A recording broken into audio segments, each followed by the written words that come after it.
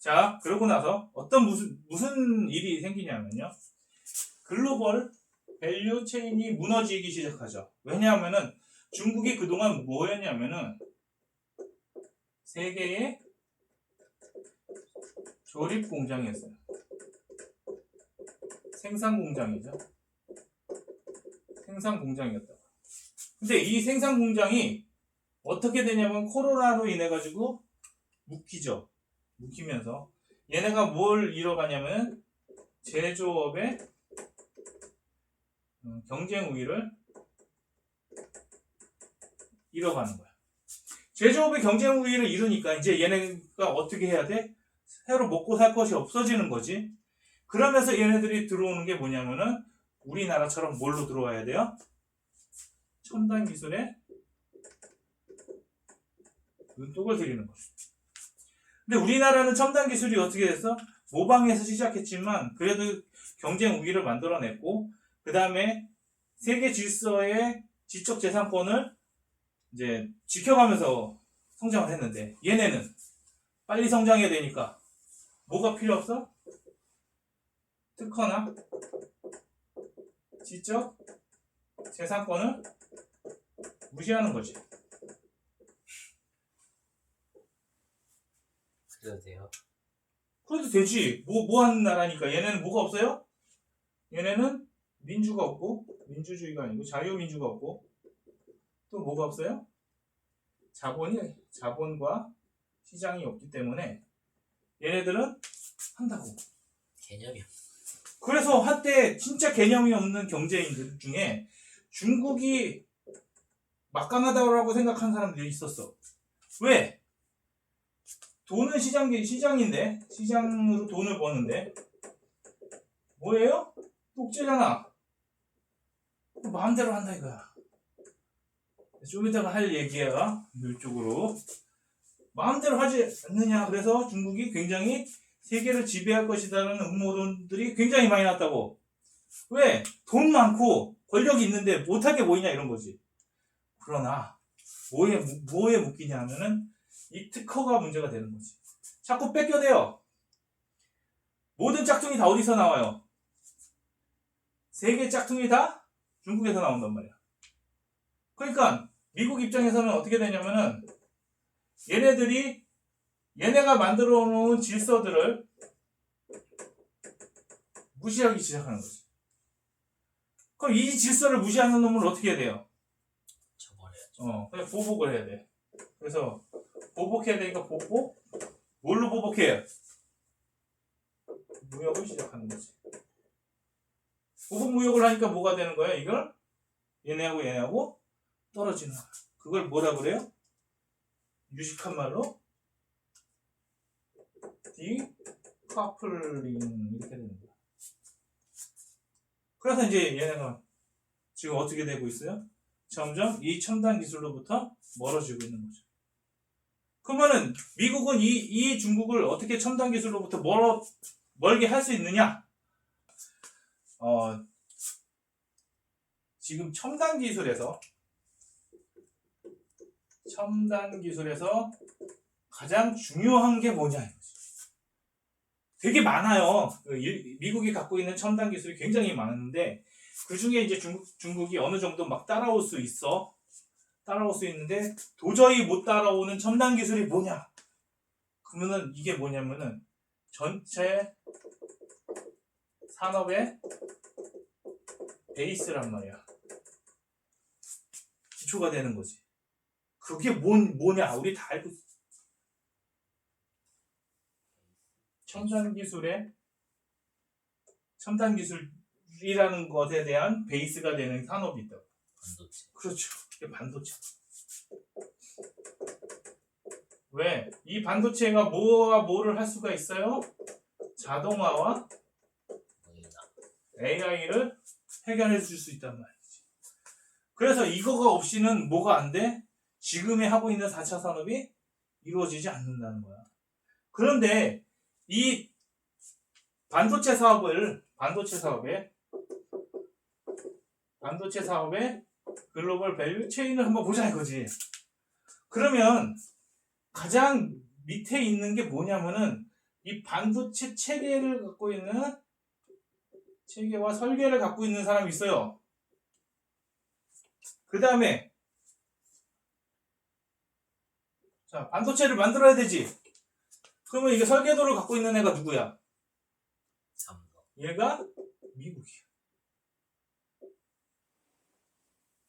반도체는 이렇게 해야 된다. 그러니까 이 표준을 갖고 있는 데가 미국이라고. 왜? 미국이 원하는 대로 만들지 않으면 안 사줄 거니까. 그래서 표준을 갖고 있는데 이 표준만 갖고 있으면은 이 글로벌 밸류체인을 다 처먹을 수 있냐 이거지. 못 먹는단 말이야. 그래서 뭐가 필요하냐면은 얘가 뭐냐면은 원료가 필요한 거야. 원료. 근데 반도체의 원료가 그냥 자원 캐오면 반도체 땅 하고 나타나냐고.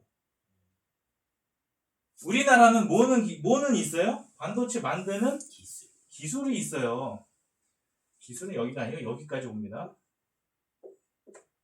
이제 만드는 기술은 삼성도 있고요. 대만이 뭐지? TSMC도 있죠. 그런데 요 새끼는 뭐냐? 요 두 놈 때문에 이제 문제다. 원료도 있고 또 만드는 기계가 있다. 그냥 손으로 만드냐고. 원료 철판 딱 갖다 주면은 와 해가지고 열심히 닦아대면은 반도체가 딱 나오냐? 그게 아니잖아. 엄청난 기술들이 이 기계 안에 들어있다고. 이 기계의 표준도 다 누가 정해요? 이쪽이 정하는 거야. 그러니까 이거는 누가 갖고 있어? 유럽 쪽에서 갖고 있어. 미국에도 갖고 있겠지만. 그러면은 이 원료라는 건 뭐냐면은 그러니까 당장 이렇게 만들 수 있게 만드는 원료인 거야. 불화수소. 그렇죠? 네, 불화수소라는 걸 누가 만들어요? 일본밖에 못 만든다고. 어떤 불화수소? 순수한 순도가 높은 불화수소를 만드는 기술은 일본이 갖고 있는 거지. 그러니까 이 두 개, 여기서 표준화 시켜가지고 이 두 개를 컨트롤하고 있기 때문에 우리나라가 아무리 잘 만들어도 뭘 안 주면 못 만들어요? 이 기계를 안 팔거나 이 원료를 안 팔면은 반도체 생산이 안 되는 거야. 우리는 여기서 뭘 해요? 얘네 둘은 무슨 기술을 높이고 있어요? 얼마나 작게 만들고 더 정교하게 만드는 그런 기술을 갖고 있는 거죠. 그걸 몇 나노 이렇게 해가지고 그 기술을 갖고 있는 거잖아요. 그거와 기계를 사용하는, 이 기계를 만드는 것과 이 원료를 갖고 오는 건 다른 개념이라고. 근데 아무리 얘네가 좋은 기술을 갖고 있어도 이거와 이게 없으면 만들 수가 없단 말이야. 그러니까 이제 여기서 뭘 했냐면은 중국이 이 시장을 먹기 위해서 기술 유출들을 많이 했죠. 산업 스파이를 보냈다고. 그래서 이길 줄 알았지.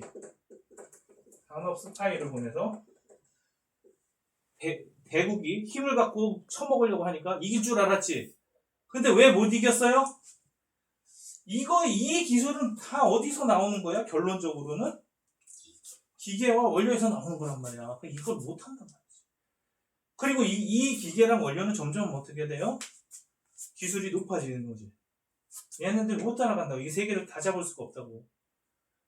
그래서 이제 미국에서 이제 뭐 하고 있냐면은 보니까 이거를 해가지고 돈을 많이 벌긴 하는데 소수의 엘리트들은 돈을 많이 벌어요.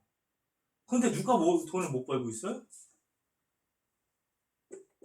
소수 엘리트들은 이런 첨단 기술에 지식을 갖고 있기 때문에 돈을 버는데 누가 안 되냐면 다수의 농민들이라고 하기보다는 이제 다수의 국민이라고 합시다. 다수의 국민들은 이 혜택을 못 누리게 되는 거죠. 그러다 보니까 뭐가 생겨요? 여기서 양극화가 생기는 거라고.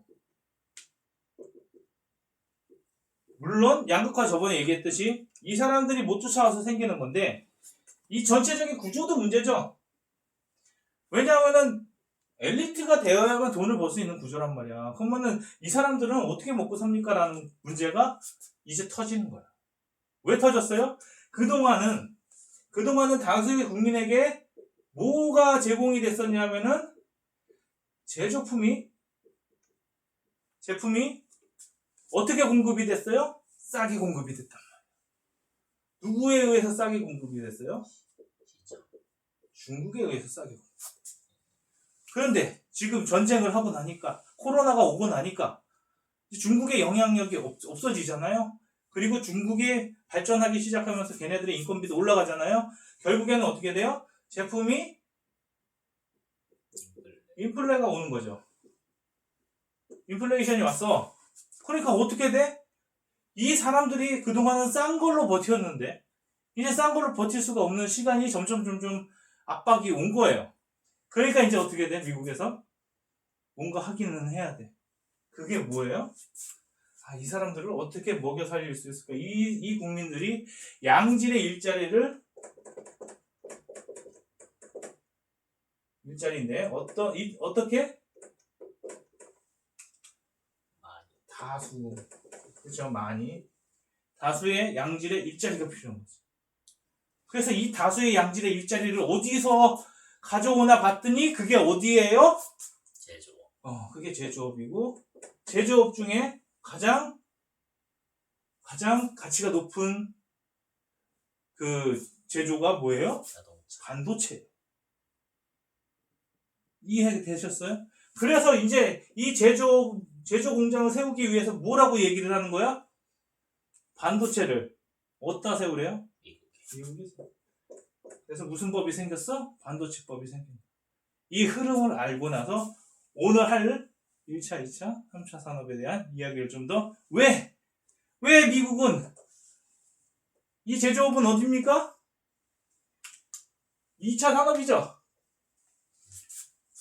왜 2차 산업에 얘네들이 집중을 하게 되었는가라는 것을 좀 더 분석을 해서 말씀을 드리려고 합니다.